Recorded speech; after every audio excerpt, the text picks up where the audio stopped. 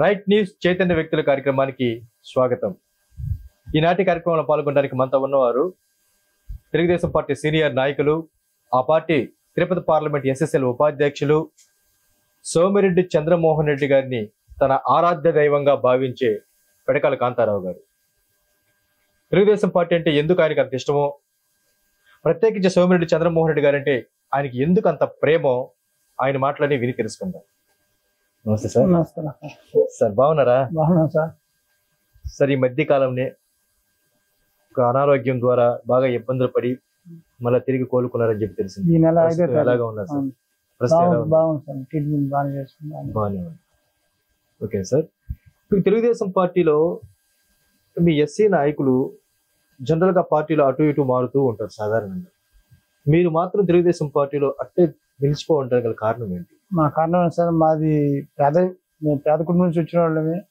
రెండోది ఇక్కడ ఎక్కువ అంతా ఎస్సీలు ఎస్టీలు ఉండే పంచాయతీ, పైనాపురం పంచాయతీ. మాకు అప్పట్లో 83 నుంచి కానీ మాకు రామారావు అంటేనే ఇక్కడ మాకు ఆ పార్టీ వచ్చిన తర్వాత, మన పార్టీ వచ్చిన తర్వాత ఇక్కడ మాకు అన్ని అభివృద్ధి జరిగినాయి. ఆ రోజుల్లో కూడా మాకు మా అక్క భర్త రత్నం గారు అని ఆయన ప్రెసిడెంట్గా అయిన తర్వాత వెంకటేశ్వరం సమితి ప్రెసిడెంట్గా అయ్యి అన్ని విధాలుగా మేము ఇక్కడ అభివృద్ధి చేస్తున్నాం సార్. 5 రామకృష్ణారెడ్డి ఎమ్మెల్యేగా ఉన్నారు. కేర ప్రాంతానికి చెందిన వ్యక్తులు కాబట్టి మీరు ఈ ప్రాంతం డెవలప్ అయిందంటే అది కేవలం Telugu Desam party, only Telugu Desam party వల్ల. అందుకని ఆ పార్టీ రెండో మాట అవతల కూడా చెప్పేదానికి అవకాశం కాదు, లేదు వాస్తవం. ఇది మేము చెప్పుకోవటమే కానీ కరెక్ట్ ఏం కాదు, కానీ ఓల్డ్ వాస్తవం చెప్పేదానికి కూడా లేదు. ప్రధానంగా ఏమి డెవలప్స్ జరిగాయి సార్ ఇక్కడ? వాస్తవం ఫస్ట్ మొట్టమొదటి ఎత్తుకుంటే మాకు కరెంట్ లేదు సార్. ఎన్టీ రామారావు ప్రభుత్వం వచ్చిందా కరెంట్ లేదు. మా మామ సమితి ప్రెసిడెంట్ గా అయిన తర్వాత ప్రెసిడెంట్ సమితి ప్రెసిడెంట్ అయ్యాడు వెంకటేశ్వరం ప్రెసిడెంట్. అప్పుడు మాకు కరెంట్ వచ్చింది. ఇది రాంగస్టేట్ ఎమ్మెల్యే గారు ఉన్నప్పుడు అప్పుడు మా కరెంట్ అంటే ఏందని కనిపించింది. అప్పుడు పంచాయతీ మొత్తానికి ఒక్క ట్రాన్స్ఫారం పెట్టారు, చాలీజాల కరెంటు. తర్వాత మాకు మళ్ళీ 94లో చంద్రమోహన్ అని ఎమ్మెల్యే అయిన తర్వాత 1,10,000తో ఎస్టిమేషన్ చేయించి 3 ఫేజ్ కరెంటు ఇక్కడికి తెప్పించాడు. ఫస్ట్ 3 ఫేజ్ కరెంట్ వచ్చిన తర్వాత అప్పుడు మేము పెళ్లిళ్ళకి అవి చేసుకోవడం. అన్ని మౌలిక వసతులు జత అయ్యాయంటే తెలుగుదేశం పార్టీ. ఓకే, ఒకనొకప్పుడు ఈ ప్రాంతంలో కరెంట్ లేకపోవడం, కరెంట్ కోసం అల్లాడి పేరు మీరు అన్నారు. అసలు లేదు సార్, మా కరెంట్ తెలియదు. ఓకే, ఇప్పుడు అనేకమైనటువంటి పవర్ ప్లాంట్లు మీ దగ్గరికి వచ్చింది. అవును. మరి ఈ పవర్ ప్లాంట్ల వల్ల మీకు బాగా ప్రయోజనం చేకూరుతుంది? పవర్ ప్లాంట్ల వల్ల మాకు ప్రయోజనం అనేది పక్కన పెడితే ఏంటంటే మేము ఇక్కడ ఈరోజు మా ఉపాధి పవర్ ప్లాంట్ల వల్ల మీద కాదు, ఇక్కడ ఉపాధి కలుగుతుంది జనాలకి. బూరిదైతే పడుతుంది ఇళ్ల మీద కూడా, ఉపాధి కూడా ఏదో నెలకు 9,000 10,000 తుమ్ముకునేవాళ్ళు, చెట్లు తాకేవాళ్ళు, అగ్రికల్చర్ అయితే ఇన్ని చేసుకుంటున్నారు. స్థానికులకి ఉపాధి అవకాశాలు ఉపాధి వరకే కానీ ఎంప్లాయీస్ కూడా తక్కువ. కానీ చదువుకునే బిడ్డలు అయితే ఉన్నారు. చదువుకునే బిడ్డలు అయితే ఉన్నారు. ఎంఏ చేసిన వాళ్ళు ఉన్నారు, బీటెక్ చేసిన వాళ్ళు ఉన్నారు. మరి ఈ విషయం పైన మీరు కంపెనీ యాజమాన్యాన్ని కంపెనీ యాజమాన్యం చేస్తే ఇప్పుడు వరుసగా ఏంటంటే 2 దఫాలు వైకాపా పార్టీలో వచ్చినప్పుడు ఓల్డ్ చేయలేకపోయారు. మా ప్రభుత్వం మాకు రాలేకపోయాము. దానివల్ల మేము వెనకంజలేము. కానీ పిల్లల విషయంలో వరకు మేము ఎప్పుడు చేసాం. ఎందుకంటే ఆ రోజు ఇక్కడ మాకు అసలు వాస్తవంగా 1వ క్లాస్ నుంచి బడిగాడు లేదు, మళ్ళీ టీచర్ ఉండేడు. బడి పంతులు అనేవాళ్ళు అప్పుడు చిన్న మీ పిల్లకాయలు అప్పుడు బడి పంతులు ఉండేడే. కానీ పాపం తాటేకలు వేసుకొని మా పంతులు గారు మాకు బడి చెప్పేవాడు. అప్పుడు మాకు పల్లెటూరులో కరెంట్ లేక అసలు ఏమి లేక వసతులు కూడా లేక ఆ పంతులు కూడా ఇక్కడే సంసారం ఉండి ఇక్కడే ఆ తాటేకి ఇక్కడే జీవించి. సో మొత్తానికి అసలు ఏమీ లేని స్థాయి నుంచి ఈ రోజు అన్ని ఉన్న వసతులు కల్పించుకునే స్థాయి దాకా వచ్చారు. ఈ వసతుల కల్పన విషయంలో సోమిరెడ్డి గారి పాత్ర ఎంతవరకు? సోమిరెడ్డి సార్ వచ్చిన తర్వాత 94లో ఎమ్మెల్యే అయిన తర్వాత మా పంచాయతీకి మొట్టమొదట ఫస్ట్ డ్రింకింగ్ వాటర్ 1,10,000. అంతకుముందు మాకు 10-12 చల్లనట్టు నీళ్ళు ఉండే, అయ్యే తాగేవాళ్ళు.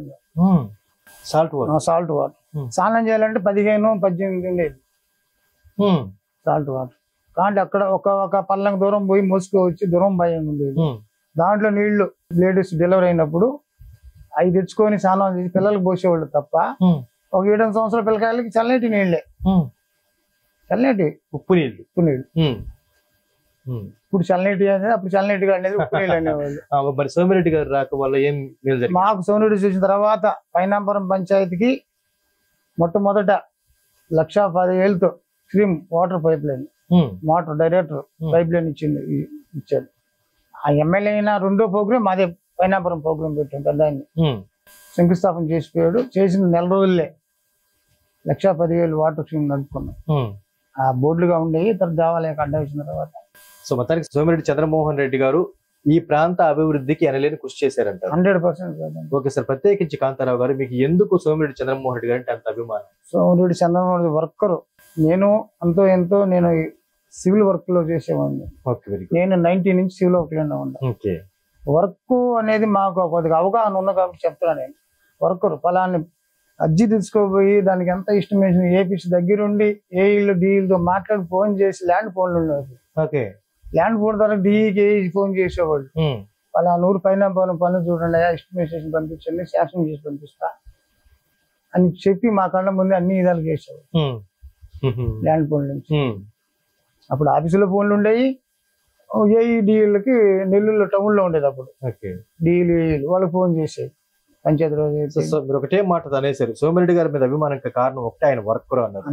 మరి ఇంత గొప్ప వర్కరు ఎందుకు ఆయనకి ఎన్నికలు ఎదురు దెబ్బలు? ఒకటిసారి ఎన్నికలు ఎదురు దెబ్బ అంటే అప్పుడు రాజశేఖర రెడ్డి గారిలో మన పార్టీలో ఉండి, అప్పుడు మన పార్టీలో ఉండి అక్కడ పార్టీ మారి ఇక్కడికి వచ్చిన తర్వాత అప్పుడు రాజశేఖర రెడ్డి గారిలో ఆంధ్రప్రదేశ్ ఏంటంటే కాంగ్రెస్ కంచుకోట అయినా కానీ ఎన్టీ రామారావు వచ్చిన తర్వాత నా కంచుకోటను బద్దలు కొట్టాడు. కరెక్ట్ అండి, బద్దలు కొట్టాడు. మేము పిల్లలే బద్దలు కొట్టినప్పుడు కూడా మేము ఎన్టీ రామారావు పక్కే ఉన్నాము, తెలుగుదేశం పక్కే ఉన్నాం. మాకు రామకృష్ణారెడ్డి తర్వాత ఎమ్మెల్యే అయిన తర్వాత నెక్స్ట్ ఎమ్మెల్యే ఎవరంటే మాకు చంద్రమోహన్ రెడ్డి. ఇంక మాకు సరేపల్లి రెండో మార్పు లేదు. రెండో ఎమ్మెల్యే వచ్చి మాకు పోటీ చేసినాడు పార్టీ తరఫున, తెలుగుదేశం పార్టీ తరఫున. మా కట్టని కంటిన్యూ అయ్యింది. ఆయన కూడా అంతే 40 ఏళ్ళు సుదీర్ఘంగా సరేపల్లి నియోజకవర్గాన్ని పోటీ చేయడం జరిగింది. 2 సార్లు గెలవడం జరిగింది. 3 సార్లు మంత్రిగా చేయడం మన అందరికి తెలిసిన విషయమే. అభివృద్ధిలో మన పైనాపురం పంచాయతీ అనే కదా, కానీ నియోజకవర్గంలో ఎక్కడెత్తుకున్నా లింక్ రోడ్లు కానించి ఈ రోజు మేము ముత్తుకూరు పోవాలన్నా కూడా డొంక రోడ్డు దాకా, కాలువ పనుల దాకా, పొలాలు లేకి గ్రావెల్ రోడ్డు కానించి ఎర్త వరకు మొత్తం చేసిన వ్యక్తి. అవును సార్. సో ఎన్నికలు ఎదురు దెబ్బలు తగులుతున్నాయంటే కారణం ఏంటి? రకరకాలు. రెండో దెబ్బ ఏంటంటే 15 రోజులు ఎలక్షన్ చేయటంలో ఇబ్బంది. కాకానుకోదండి మనకు 7,000 మెజార్టీ వచ్చింది తప్ప, అదే కానీ మేము 2 నెలల ముందు కంటే ఇంకోటి ఇక్కడ అనుకోవటంలో లేట్ అయింది. Okay sir. సో ప్రస్తుతానికి మరి అప్పుడుతో పోలిస్తే ఇప్పుడు ప్రస్తుతం సోమిరెడ్డి గారి విజయ అవకాశం ఎలా ఉన్నాయి రేపు May 13 జరిగే ఎన్నికల్లో? సార్ మేము ఏదో గొప్పలు చెప్పుకోవటం కాదు కానీ మాకు 94 టెంట్ కనపడుతుంది. 1994 టెంట్ 100%. అంటే 30,000 ఓట్ల 30,000 ఓట్లు 100% సార్. 30,000 ఓట్లు ఫైన్ పోతాయి సార్. అవును. ఎందుకంటే ఇంత కాలమిటికి ఎందుకు చెప్తున్నామంటే మేము మీడియం ముందుకు వచ్చి మాకు అనుభవం ఉంది. 40 ఏళ్ళ నుంచి మాకు తెలుగుదేశం పార్టీలో అనుభవం ఉంది కాబట్టి ప్రతి పంచాయతీ తెలుసు. కానీ మేము ఎస్సీలు పెద్ద లీడర్లు మేము స్టేజ్ మీద మాట్లాడలేకపోయినా మాకు 40 ఏళ్ళుగా మీకు పార్టీతో ప్రతి గ్రామంలో ప్రతి పంచాయతీ ఎలక్షన్లు చూస్తుంటాం కాబట్టి మేమే మా పిల్లలే 10 ఎలక్షన్లు మేము మా స్వతంత్రంగా చేసి మీకు గెలవగలిగాం. 4 దప్పాలు సర్పంచ్ గెలుచుకున్నాము. మన్నగాడు ఇండిపెండెంట్ గాడి పెట్టిన తర్వాత చెప్పిన తర్వాత అతను సర్పంచ్ చేసగలిగాం. 5 దప్పాలు మనం ఇక్కడ సర్పంచ్ గెలుచుకున్నాం. రాజకీయ ఎంపీటీసీ గెలుచుకున్నాం. అంటే పైనంపురం పంచాయతీ ఓ రకంగా తెలుగుదేశం పార్టీ కంచుకోట ఎమ్మెల్యే కాడి నుంచి కంచుకోటే ఎప్పుడు మెజారిటీ అదంటే కంటిన్యూ అవుతాం. ఇప్పుడు ఇంకా బాగా బలపడింది. అలాగే ఎప్పుడైతే మెజారిటీ బ్రహ్మాండంగా ఈ రోజు బ్రహ్మాండంగా ఉంది. ఎందుకంటే మేము అవినీతి పరులం కాదు. ఎక్కడైనా రమ్మన్నాం దాన్ని మేము సేకరిస్తాం. 100% మేము చేసిన అభివృద్ధి మాకు ఈ రోజు మా ఉనికిని కాపాడుకున్నాం. ఎక్కడ అవినీతి మచ్చ లేకుండా ఫలానా వాళ్ళు కంపెనీలు దోసుకోతున్నారు, లేదు రాజకీయ నాయకులు దోసుకోతున్నారు, పార్టీలు మారారు. 5 సంవత్సరాలుగా పార్టీ మారేవాళ్ళం కాదు. అలవాటు కాదు లేదు. నాకు మాట కూడా పాస్టే. నేనేమో మాకు చూసే సాఫ్ట్ గానే ఉంటాను బయట, కానీ తేడా వస్తే ఓకే సార్. ఒకప్పుడు మీ రాజకీయ గురువుగా పేరుగాంచేటువంటి మునుకూరు రవికుమార్ రెడ్డి గారు, అంటే బాబిరెడ్డి గారు, ముసలిపాలెం బాబిరెడ్డి గారు ఈ మధ్య కాస్తంత గ్యాప్ తర్వాత మళ్ళీ తిరిగి పార్టీలకి రావడం జరిగింది. ఆయన రాక పట్ల మీరు ఎలా స్పందిస్తున్నారు? మాకు పెద్ద ఆయన కూడా 83 నుంచి పార్టీ కోసం కష్టపడే వ్యక్తి. కానీ ఆయన ఏం పార్టీలు మారిన వ్యక్తి ఏం కాదు. మొన్న ఏదో అది Okay. మా యొక్క కొన్ని కారణాలు కొన్ని కారణాల వల్ల అంతే గాని కుటుంబం అన్నప్పుడు భేదాలు ఉంటాయి. అన్ని ఉంటాయి. అమ్మ నాయన నడుచుకుంటాం, తండ్రి కొడుకులు నడుచుకుంటాం, ఒక కుటుంబం ఒక పార్టీ ఇది. ఏదో అది మాకు టైం బాగాలేక ఆయనకి టైం బాగాలేక జరిగిందే తప్ప పార్టీకి ఏమో ఇబ్బంది పెట్టే రకం ఏం కాదు. Okay sir. పార్టీని కూడా నడిపించాడు. ఓకే, ఇప్పుడు మళ్ళా తిరిగి ఆయన తన మాతృ గూటికి చేరారు, తెలుగుదేశం పార్టీకి చేరారు. సోమిరెడ్డి గారి విజయం కోసం కృషి చేస్తున్నారు. సో ఇది అదనపు బలమేనంటారు మీకు? 100% సార్ బలం.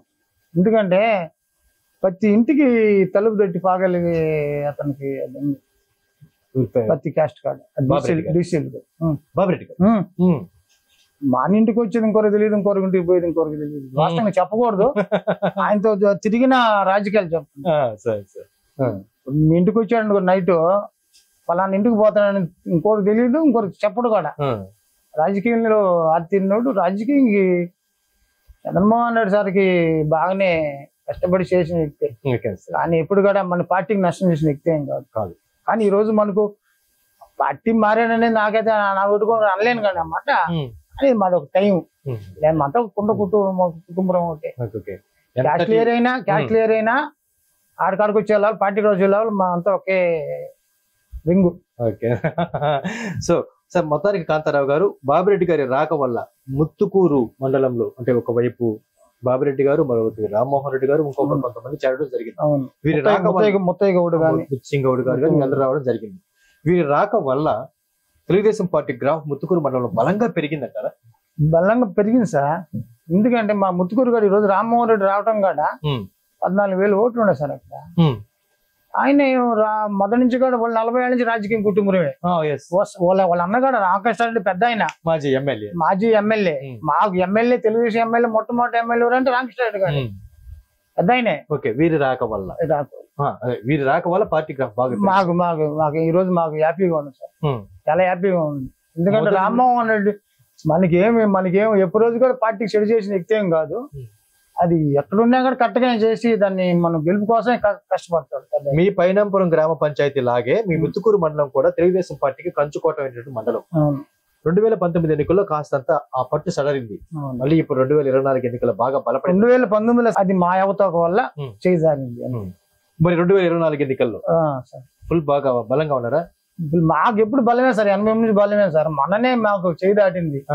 మాకు ఎప్పుడు మెజార్టీ మీరు చెప్పడం కాదు కదా, మామూలుగా ఆ మెజార్టీ అనేది అక్కడ ఉంటది కదా, లిస్ట్ లో ఉంది కదా, 83 నుంచి ఉంది కదా, ఎవరైనా చూసుకోవచ్చు. మేము ఎంతమంది ఎంపీటీసీ గెలుచుకుంది, తర్వాత మేము ఎంత సర్పంచ్ మెజార్టీ తెలుసుకుంది, సొసైటీ వచ్చినా తెలుసుకున్నాం, నీటిపారుదల వచ్చినా మేము అన్ని మేము ఎక్కడ మేము జంకల. అంటే మాకేంటంటే ఆరుబాటు, బయట ఆరుబాటు మాకు ఎప్పుడు మాకు నచ్చదు. Okay sir. గ్రామస్తుల్లో మేము ఒక ఎస్సీలుగా ఉన్నాము. మా ఎస్సీలు ముందు మేము ఎందుకు స్టైలుగా పోవాలా? వాళ్ళు మా బంధువులు అంతా ఉండేది. 2 అర్జున వాళ్ళు బంధువులు 850 ఓట్లు ఉన్నాయి మా ఎస్సీలు. ఒకటే బంధువులు. ఎస్టీలు వచ్చి 270 ఉన్నాయి, బీసీలు వచ్చి 60-70 ఉన్నాయి. అంటే ఇంక మాకు ఈ 850 ఓట్లు ఒకటే బంధువులు. 2 అర్జున వాళ్ళు ఒకటే బంధువులు. ఈ ఇంట్లో అమ్మాయి అక్కడ, ఈ అమ్మాయిని అక్కడ, ఈ మేనమామలు, చిన్న పెద్ద పిల్లకాయలు అందరూ.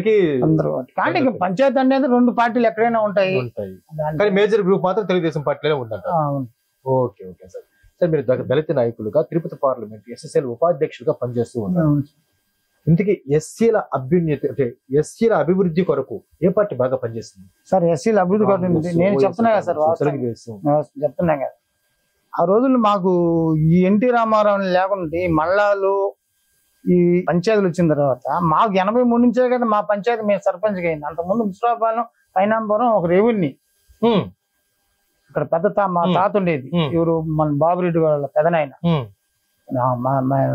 పేరెత్తలేము, తాత ఆయన చనిపోయాడు, పెదనాయన. ఆ తాత సర్పంచ్ మీ పిల్లకాయలప్పుడు 83లో డివైడ్ చేసిన తర్వాత అప్పుడు మనకు మొట్టమొదటి సర్పంచ్ ఎవరంటే తెలుగుదేశం సర్పంచ్ పట్టభరత్నం. అక్కడి నుంచి అప్పుడు బాబన్న కూడా 83లో సర్పంచ్. ఓకే, అంటే మొత్తానికి దళితుల అభివృద్ధి కొరకు తెలుగుదేశం బాగా పనిచేస్తుంది. అవును. మరి ఈ 5 ఏళ్లలో దళితుల అభివృద్ధి కొరకు జగన్ పార్టీ ఏమైనా పెద్దగా పనిచేయలేదంటే?